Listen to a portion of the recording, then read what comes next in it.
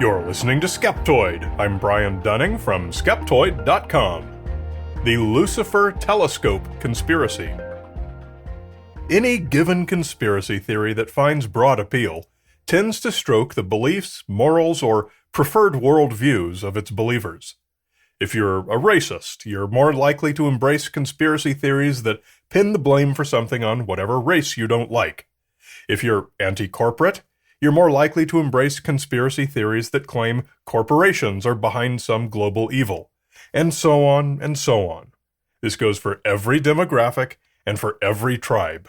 And so we might at first balk when we hear of the Lucifer telescope conspiracy theory.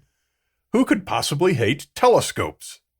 Today we're going to dive into this most intriguing conspiracy theory, which even includes ancient aliens, to see if whatever it's about is as cool as its name.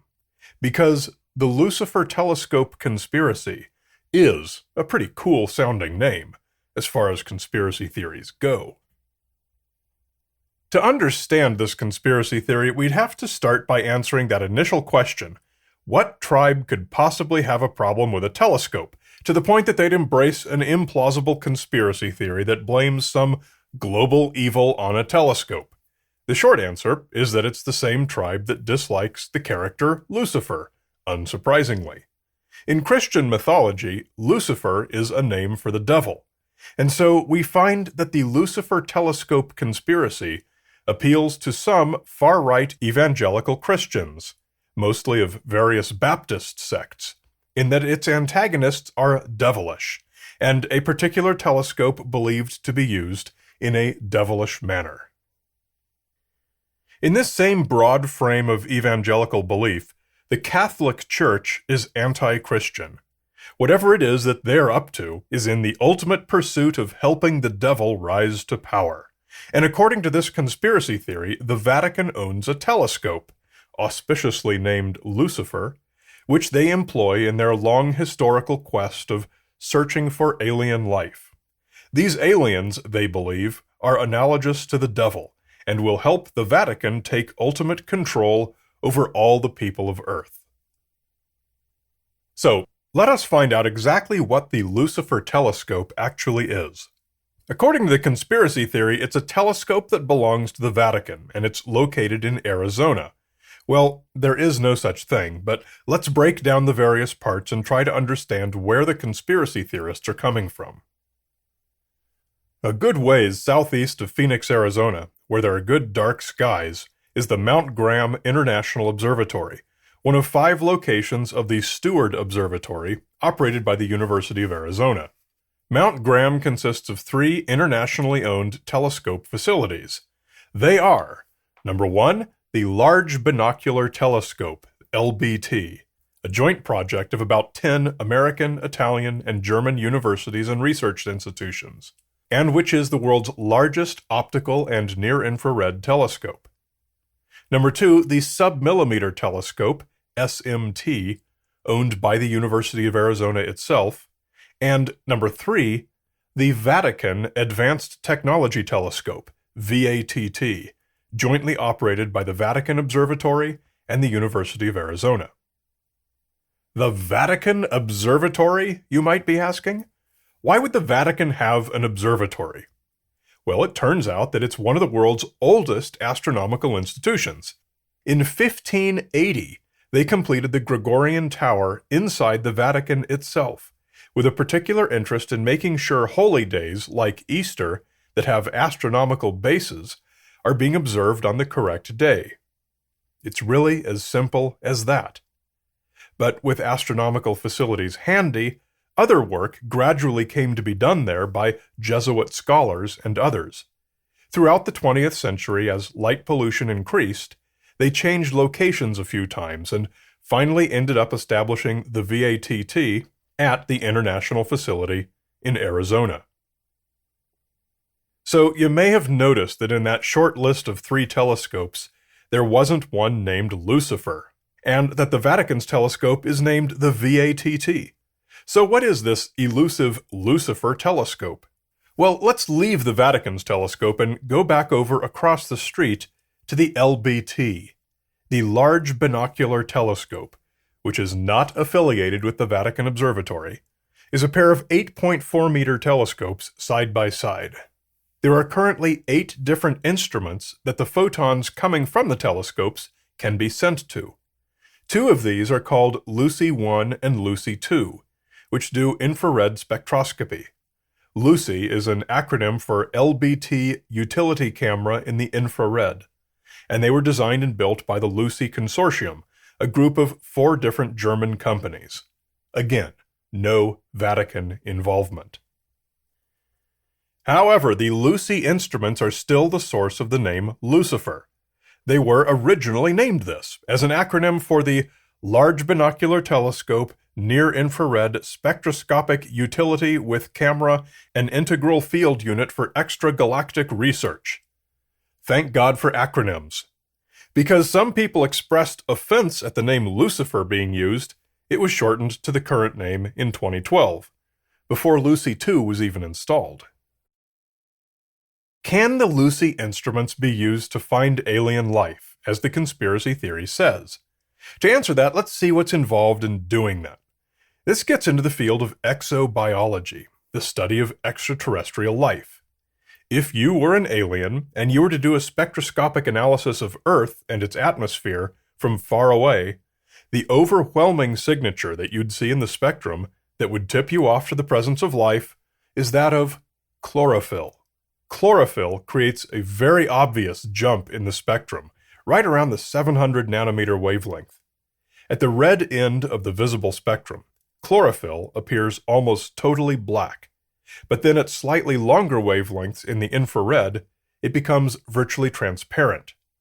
We call this sudden cliff in the spectrum the red edge, and it's sort of the holy grail of exobiology.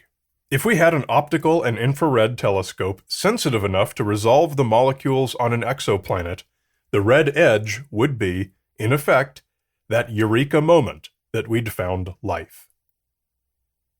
And therein lies the rub. We have some great telescopes, both land-based and space-based, but so far, none of them are quite good enough to do this detailed of an analysis. We can see much rougher data, like the elements present in stars, but we're probably 2 generations of telescopes away from being able to see the red edge on an alien world.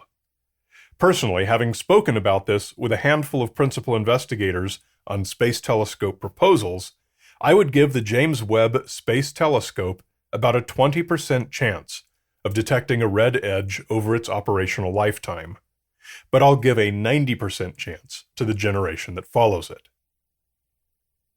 This leaves the instruments on Mount Graham with a 0% chance. The Lucy instruments themselves could probably see it, but the LBT telescope they get their data from, as mighty as it is, just can't get that kind of resolution from a distant exoplanet. The Vatican telescope next door, with its vastly smaller instrument, makes no pretense of even attempting. It's used for other things that it's appropriate for. This analysis includes detection methods other than just the red edge. Exobiologists are not under the delusion that chlorophyll is the only type of life possible out there.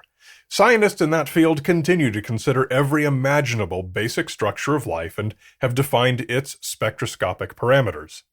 Depending on the type of star and the makeup of the exoplanet's atmosphere, some of these alternatives may be more or less probable than chlorophyll. When we get to that point, we'll search for all of them. But that day is not today. So, the Vatican's conspiracy to use the Lucifer telescope to find aliens seems pretty solid, except for a few details. 1. There has never been a telescope named Lucifer. 2. The Lucy instruments are not telescopes and have no connection to the Vatican. 3. No optical telescopes on Earth have the ability to find alien life.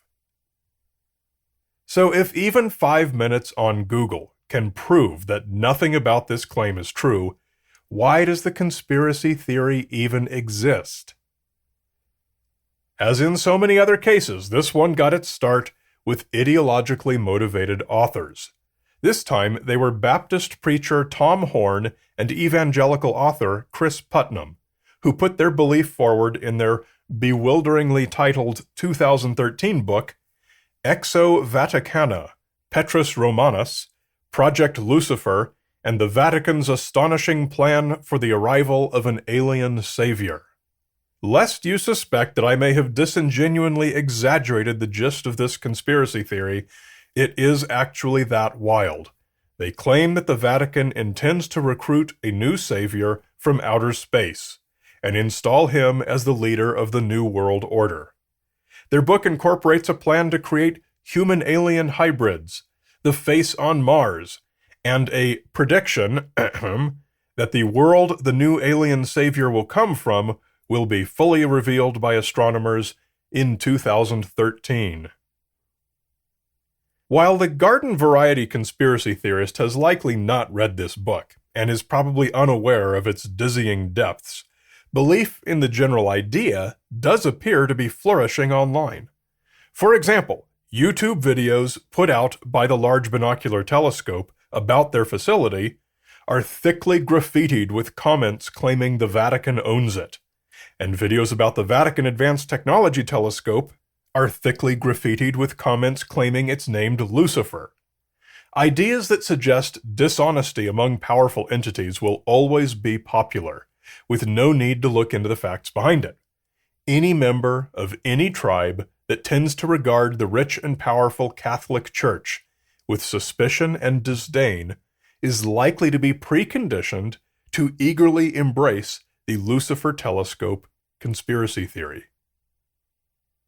There are about 10 or 12 astronomers at the Vatican Advanced Technology Telescope.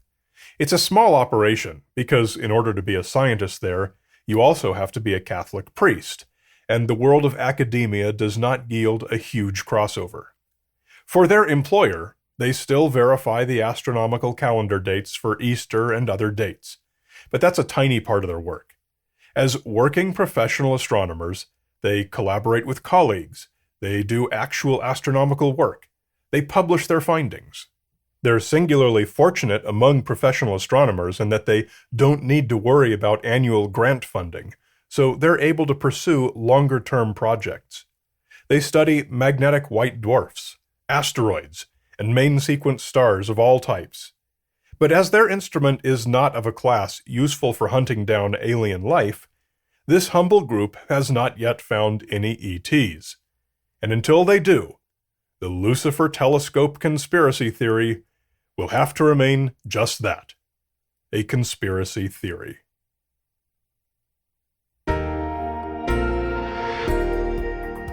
A great big Skeptoid shout-out to premium supporters Jan in Finland, currently teaching from home, Lee Matthew Jackson, the Hopkins Larson clan, and Lillian, Georgiana, William, and Christian.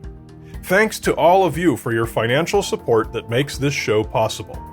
Come join the discussion of this episode in our private Discord channel. Just visit skeptoid.com/discord. And be sure to catch In Fact, our YouTube video series based on selected Skeptoid episodes. Find it at infactvideo.com.